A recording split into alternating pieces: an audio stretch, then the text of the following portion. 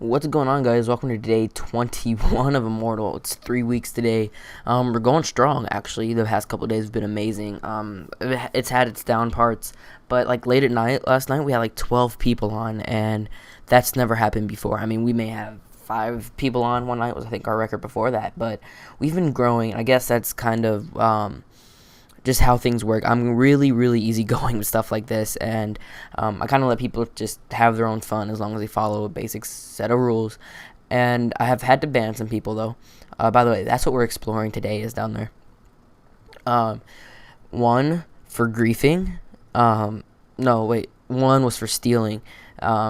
Basically, he stole something, and that wasn't his. I mean, he was a new guy, and he stole.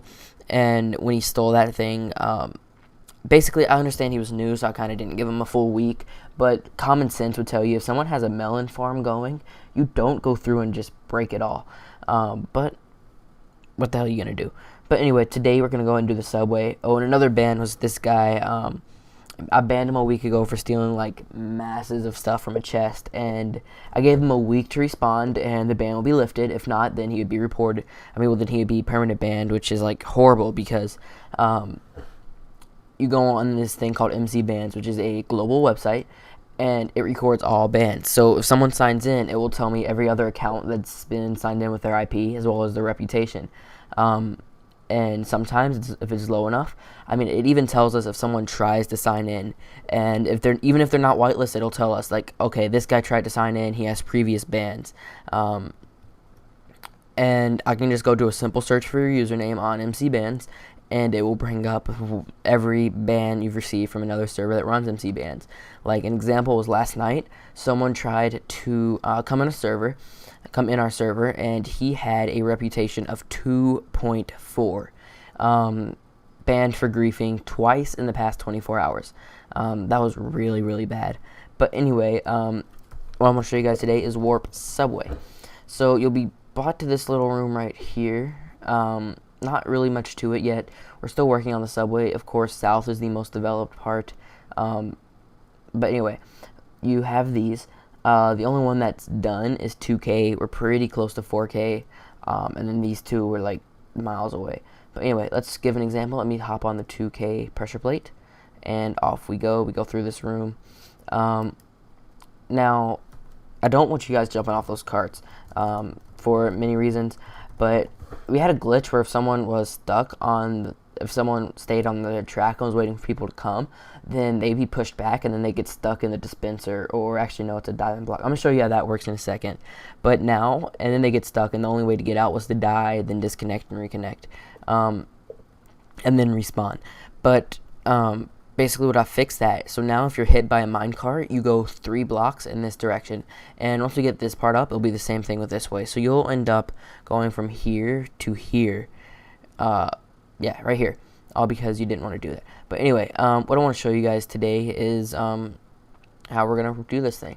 So you kind of see these brick blocks sporadically placed. Those are station blocks. I have those registered as stations. Like this one's 8,000 blocks south, but there's really not much to it at all. Basically, I kind of did it as a test. But anyway, up here in this control room, we have these 4, and they lead into this right here. Basically, these brick blocks can also be used to sort an intersection like this. So like this one right here, it says by default, no matter how you hit this brick block with a rail on it, you will go east, and that way is east. That's what that one tells you to do. So the next sign, which would be this one, I need to change all this to wood, by the way, would be by default go south. So no matter how you hit this one, you will always go south, which leads you down that way. And this one says when you hit this one, no matter how you hit this one, you'll go south as well. Because that can be like you're coming through here, and then you go through here, and then I forget, I just needed it. But anyway, and then what a lot of people are confused about is how we get it to stop at certain points and how we get it to actually spawn and catch you. So first we have the lapis block. It's not required, and the pressure plate. We could just have the pressure plate, but I just like the decoration hooked up to this diamond block with redstone. Now the diamond block, I can change it if I wanted to, but that gives the minecart a charge. That gives the diamond block a charge, and when the pressure plate's activated, it spawns a minecart. Now the plugin we use is Minecart Mania, so when the this thing hits, it automatically has a boost to it. And what happens when it hits the lime wool, it catches anyone within a 4-block radius and puts it in that minecart. So then off you go down here, and then you're on to your journey as far down as that goes. I mean, it goes close to 3,000 blocks so far, but I need to finish digging that to 4,000. It's been a huge community project, and then the other ones are close to 1,000, if I remember correctly, except for one of them, like it's 300 or no 400 or something. But we've done a pretty nice job. So anyway, what I want to show you guys an example of stations. Actually, no, let me go back through here. And show you how stations are set up. So basically how we set up it to stop you at a certain point is all the brick blocks down there with the sign at the bottom. So I'll get into detail on that. So this one we have station 2KS. You can name your station, but it has to correspond to one of the brick blocks down there. And this will tell you to stop at the station 2K South. And what happens is if it passes over a brick block with a station sign, it will check to see if you had registered this one. And if it didn't, then you'll keep going, and if you did, it'll stop you there. And same thing with all of these. Now, I'm gonna give you guys an example is 6K, because that was kind of like the one I placed close by. So anyway, let's jump on the 6K pressure plate. Away we go. And pretty soon we'll be coming up on the. All right, see, it says we arrived at your destination. I need to change that message though. Watch this. As an admin command, I can stop all minecarts on the server and make them drop a block, or I could even make it where they don't drop at all. But see right here we have station stop and 6KS. So the 6K one just so happened to say station 6KS, cap sensitive of course, and it works like that. Really cool. I really do like this plugin. It helps so much. Sporadically place torches all the way down. I'm not gonna do this for you, but taking going 2,000 blocks south will normally take about I'm gonna say normally it would take about 20 minutes to get there by foot, but with this the subway, you'll get there in about 5 minutes. And what I hope this does, it encourages people to actually explore the map some more instead of staying so damn close to spawn. So once we get 4K done, of course, you'll be able to go out 4K.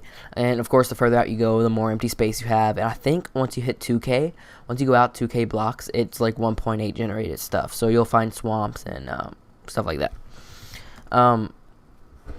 So I guess that's it for today's video. Let me show you guys down here. We want a design for this. I want like kind of a compass down here. But we haven't gotten to building that yet. Of course, you're still like right under spawn. That's spawn. Of course, it's 2 layers below, as you can see the glass, but that's just to keep the spawn blocks from showing right there. So, like this way, let me see which way this is. We have west. Now, what I'm going to do, I'm going to put a sorting system right here in the middle. So, if you are coming back, like if you're coming back from a station, then you can, once you reach here, you can maybe hit a button or something, and it'll redirect you to a new station if you want to stay in a minecart and keep going. But that's going to be a huge work in progress, because what's going to happen is we're going to link all the subways together. Like we'll have 8K south, but from there you can reach 4K west if you wanted to, because it's going to be like in a grid system all the way across the map. Now, when you mine, if you reach the subway, I'm requiring you stop, because if I find grief in the subway, then that will be like the largest punishment I ever administer, because the subway is a huge project that I do not want griefed. So I guess that's pretty much it for today's video. If you shouldn't have a problem if you stay like on the straight road path. I know the roads like aren't built out that far, but just be careful when mining down. If you notice you hit the subway, patch it up real quick and don't even tell me about it. However, I find out you did, which I will. Let's be completely honest. Like I think I showed this yesterday. Let me give you guys an example. I placed this here. I placed this here. It tells me who destroyed a block there, and eventually it'll tell me who created something. Like so. And this just works wonders. I can also do it like, let me give you guys an example. Like if I wanted to do that, and I wanted to see who placed that, of course I can't just click it, because what it's doing is clicking the block under it, not that. All I have to do is find the source or something, and then I just click that. So anyway, those people, they helped dig, like Spaz Attack. Oh my god, he did so much in the subway, it's not even funny. I mean, we probably with the amount of help we had, and of course we had world edit. So what happens? We would like, let me give you guys another example. So let's say we had something like this. This has helped dig the subway faster. So what happened is we would have these things like this. Of course, each one is 7 wide by 3 high. So let me give you guys just a quick example. Alright, so let's take this. I'm going to show you guys a quick little world edit tutorial, actually, it seems like. But anyway, we'd have someone dig just the 2 in front of them like so until they decided they just didn't want to dig anymore. And what happens is one of the admins, they'll have world edit. They just right click the block right above where they stopped.